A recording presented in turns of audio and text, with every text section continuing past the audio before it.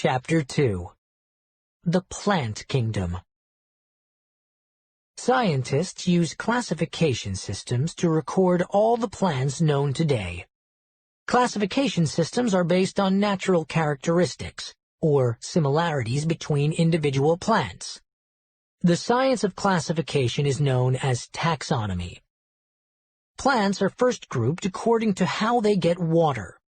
Vascular plants get water through tubes in their stems. Non-vascular plants bring water into their stems and leaves through tiny holes. Vascular. Non-vascular. The plant kingdom is divided into two phyla. Plants are next divided by whether they produce seeds. Then they are divided by whether they live on land or in water, by their root systems, and so on. Each grouping defines a plant in detail. There are 7 classification groups in all.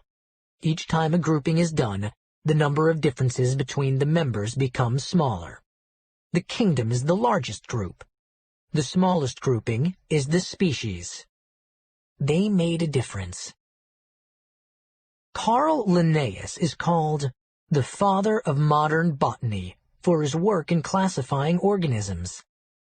Linnaeus came up with a system that classified organisms into 2 categories. Each organism belonged to a genus and to a species. Linnaeus created his system of classification in the 1700s. His work is still used today.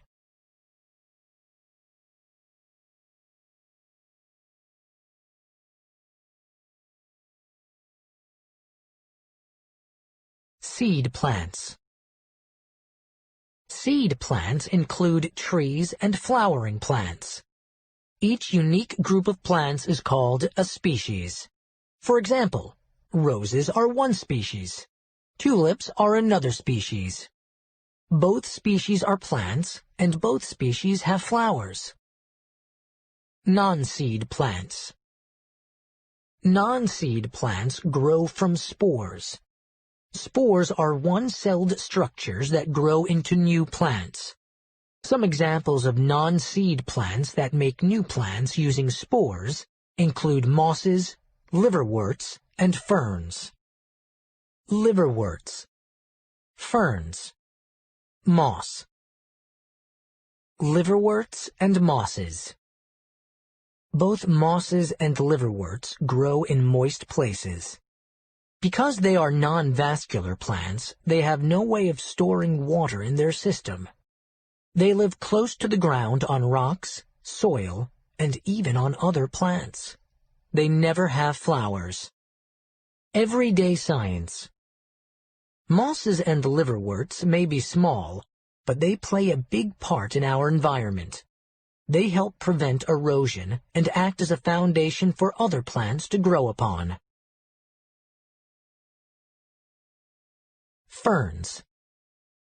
Like mosses, ferns grow from spores instead of seeds.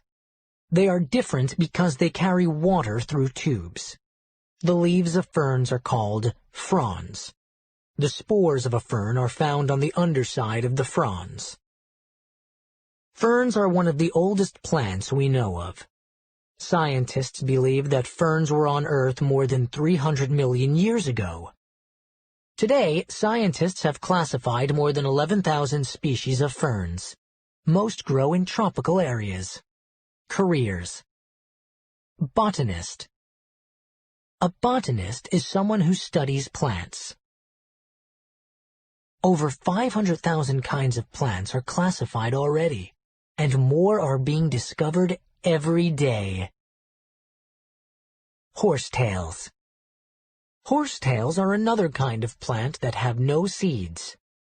Today, scientists know of about 40 different species of horsetails.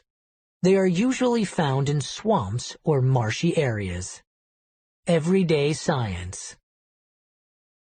Fossil evidence indicates that many extinct horsetails were tree-like and attained a far greater size than the ones we see today.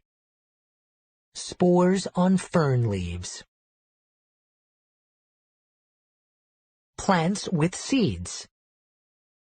There are two kinds of plants that reproduce through seeds. They are conifers and flowering plants. A conifer carries its seeds in a cone, like a pine cone. Scientists know of about 600 species of conifers.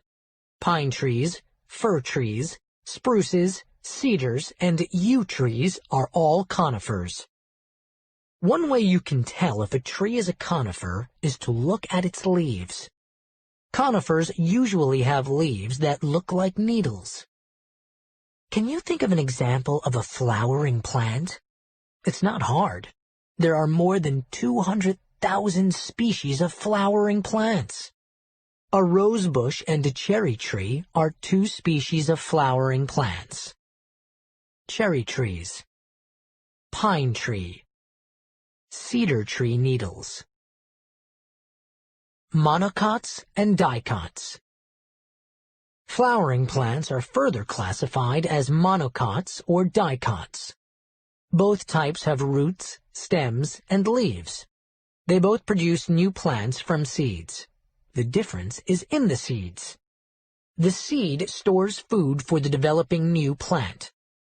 This food source is called the cotyledon. The cotyledon looks like a tiny leaf. Monocots produce one cotyledon. Orchids, lilies, and irises are all monocots. Crane flowers. It's a fact. One of the most common monocots is something you walk on. What is it? Grass. Dicots produce two cotyledons. A banana tree and a mint plant are both dicots. One way to tell the difference between a monocot and a dicot is to look at their leaves. In a monocot, the leaf veins are parallel. They run next to each other. In a dicot, the leaf veins grow in a branch pattern. Toad lily. English ivy. Everyday science. Classification. Making new plants. In order for a species to survive, the organisms within a species must reproduce. A plant is no exception. Sometimes during its life cycle, a plant must make another plant. Some plants begin as seeds or spores. Other plants simply grow from part of a parent plant. Seeds, spores, and individual plant cells contain all the material needed to make a new cell or plant. We call this genetic material. Plants reproduce in two ways. Some plants have male and female parts. These parts produce female ova that must be fertilized by male sperm. This is called sexual reproduction. Some plants reproduce by making new cells from existing cells. This is called vegetative reproduction.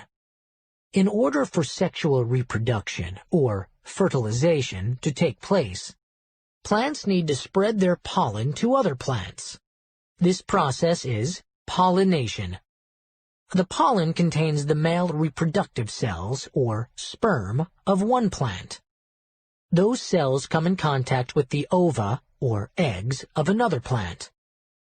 When a male sperm combines with a female ovum, the ovum becomes fertilized, or ready to make a new plant.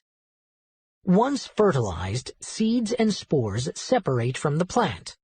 Some fall to the ground near the parent plant. Some travel long distances through the air or on the water. The seeds germinate, or start to grow. The cycle continues, adding generation after generation of new plants.